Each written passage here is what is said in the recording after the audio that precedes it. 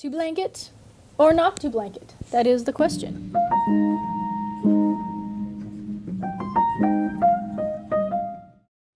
Welcome back to Uplift Equine Equestrian Education. So today we're going to be talking about sensible blanketing. Now, for the average horse person, blanketing can be kind of bewildering. There are many companies in which they have their own chart giving separate and sometimes incongruent or conflicting advice. Understanding what our horses need and how they experience the weather in relation to how we experience the weather is important to knowing how to understand your horse's individual needs. I want to quote a veterinary website who has posted about blanketing horses in their perspective, totalequinevets.com. Now, before I keep going with this, I want to thank my sponsor for this video, our live students from Central Indiana. I want to thank you guys for basically hiring me to help you and your horses become better riders and better equestrians altogether. And I also offer online lessons if you do not live in the Central Indiana area or cannot have another trainer at your barn. Just shoot me an email and let me know. We can schedule a free consultation to make sure that your needs are something that I can help you out with. So, how a horse stays warm. Horses have developed a very efficient means of staying warm, even in very cold temperatures. Your horse's coat is comprised of two types of hair: longer, stiffer guard hairs and soft, fluffy undercoat. The guard hairs guard or protect the soft hairs from dirt and water, shed off rain, and collect moisture from sweat that might damage the undercoat. The softer, fluffier hairs of the undercoat trap warm air between and act like an insulation around your horse. Natural oils are produced that coat the hair and make them more water resistant. Each hair is connected to the pileorector muscle. This muscle allows the hairs to be stood up or laid flat. Then, when they stand up, warm air is trapped between them just above the surface of the skin. When they lie down, warm air is released from between them, cooling the area above the surface of the skin. So it is a thermoregulation kind of device, I guess. How much winter hair will my horse get? Horses will start to grow their heavy winter coat sometime between late August in most parts of the United States. The hair growth is actually linked to the length of daylight, and this is any place on the planet, not the temperature. So how thick their coat will grow does depend some on where they live. A horse in Florida will not grow nearly as heavy a coat as a horse in Minnesota does, or Montana. But they all grow a thicker coat for the winter. What role does nutrition play in this? Besides the hair coat, given the right nutrition, the horse will start to put on a layer of fat in late summer and early fall in preparation for colder weather to come. Nutrition also plays a role in cold weather. It is important that your horse gets enough hay to eat. Hay and digestion definitely play a huge role in how much heat they produce as a being, basically.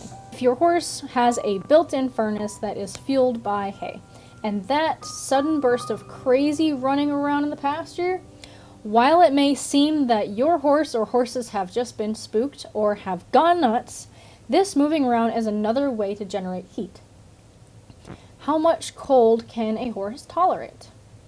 A Canadian study found horses can tolerate temperatures down to 5 degrees Fahrenheit before they show any drop in body temperature.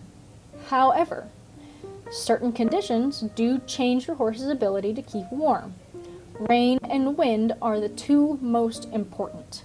Rain will flatten the hair coat and prevent the undercoat from providing a layer of warm air. Wind will blow the warm air away from the surface of the skin. Snow is less of a problem though. In fact, snow will collect on your horse's coat and act as a layer of insulation. And this is given that the that the snow is actually sticking to your horse's coat. If it is excessively windy and it is a dry type of snow that will not collect anywhere, it just kind of drifts and it doesn't even collect into the grass, then don't expect it to kind of collect on your horse's coat. So when don't I need to blanket my horse? And this is, remember, this is veterinarians talking. When he has a natural winter coat, when he is healthy and in good body weight, when it is not too windy or raining, if the temperature stays above 5 degrees Fahrenheit. When do I need to blanket my horse? When he has been clipped for winter, when he is sick or injured, when he is underweight or any kind of hard keeper, when he is older with weight issues or difficulty moving around, when he has been recently moved to a colder climate, expect it to take 10 to 21 days for a horse to acclimate to new climate, when it is windy or rainy or both, when there is no available shelter, and what I'll add here myself, if the shelter tends to be facing in a direction that the wind is blowing into, so they technically have a shelter, but the shelter is not providing shelter, basically. And that isn't necessarily the fault of the place that you're boarding your horse, or your fault if the shelter is faced in the wrong direction. You have to face the shelter in a direction. And what you want to do is figure out, for most of the time, which direction your wind is coming from. And if you tend to have like a forest cover, so if the forest tends to block the wind or slow it down quite a bit, that is something to consider when you are placing your shelter. Now, the weather will do whatever the weather wants to do, so sometimes that means the wind is blowing into your shelter. So if you don't have a place where they can kind of go in and go into the side where they're blocked by 3 sides, if the shelter is completely open on one side, you want to consider whether or not that shelter is actually sheltering them from the wind. All right, moving on. Here are some general guidelines for blanketing or, the horse tolerating winter. Body clipped horses. Start blanketing when the temperature gets below 60 degrees Fahrenheit, or anytime it is rainy or windy. So when you body clip a horse, either, any kind of body clip, you want to make sure that you are considering the fact that you are clipping away guard hairs and fluffy underlayer. On those parts of the body that are clipped, they no longer have any protection. They have short little hairs, but you have clipped away all of those things. Now, there is a use for body clipping.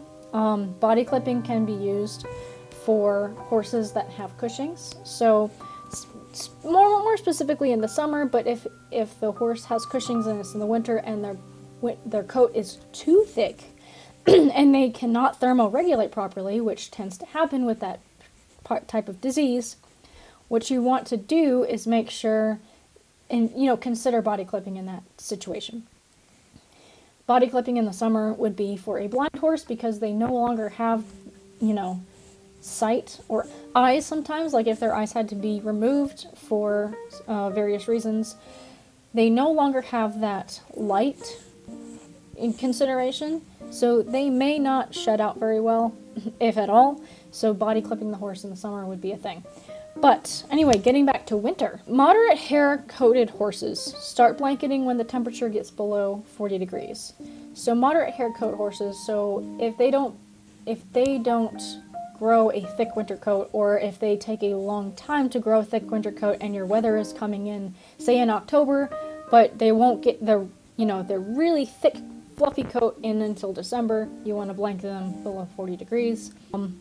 Heavy hair-coated horses start blanketing when the temperature gets below 30 degrees. Do keep in mind, however, that most horses with a natural coat will do fine without blankets as long as there's no wind or rain. Make sure that any blankets used for turnout are waterproof, and this is extremely important. You do not want a layer of water sitting on your horse. It will only make them colder.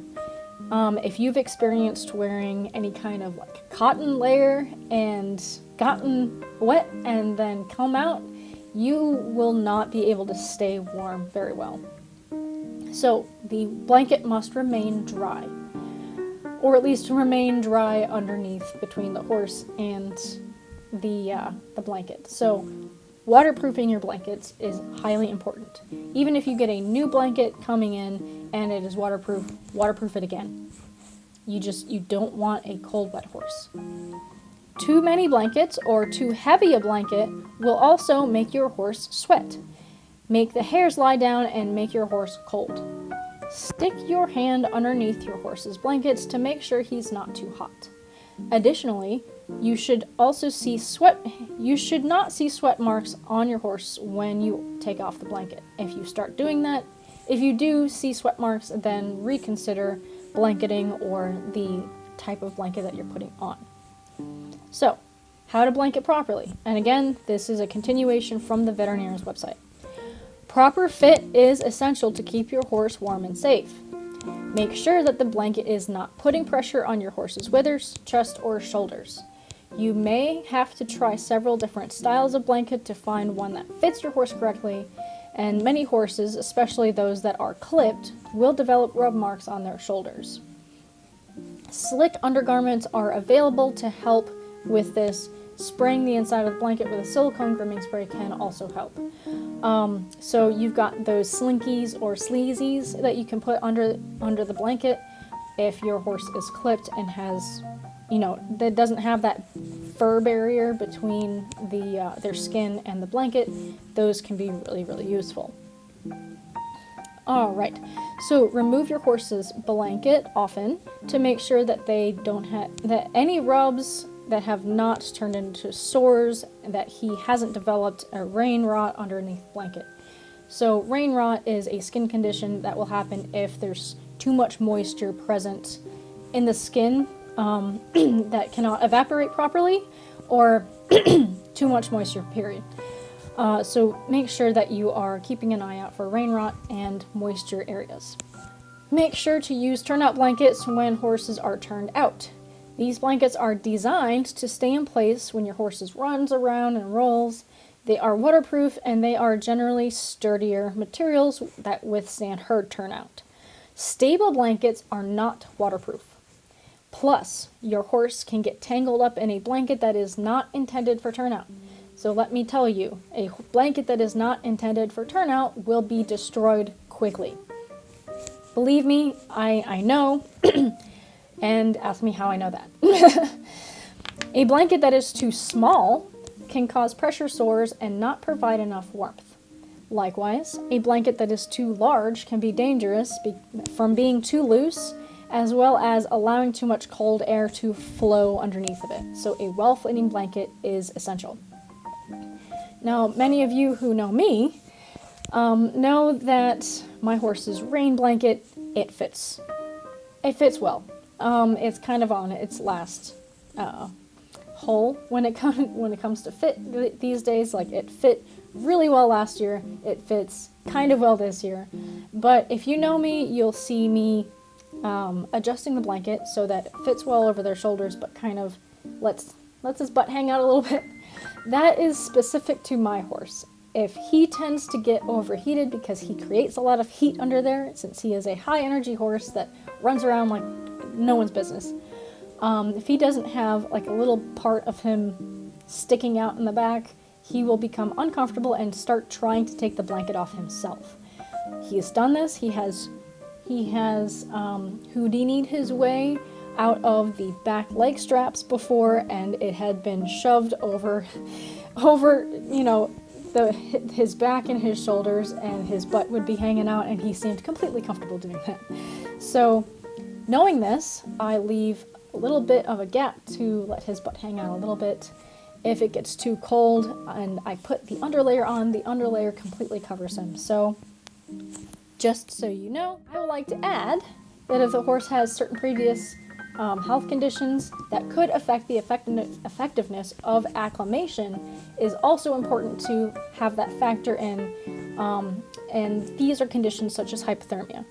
So the more times a horse has had stage 2 or 3 hypothermia, the less the horse is able to tolerate cold climates, and the earlier that they will need to be blanketed. Ask me how I know this.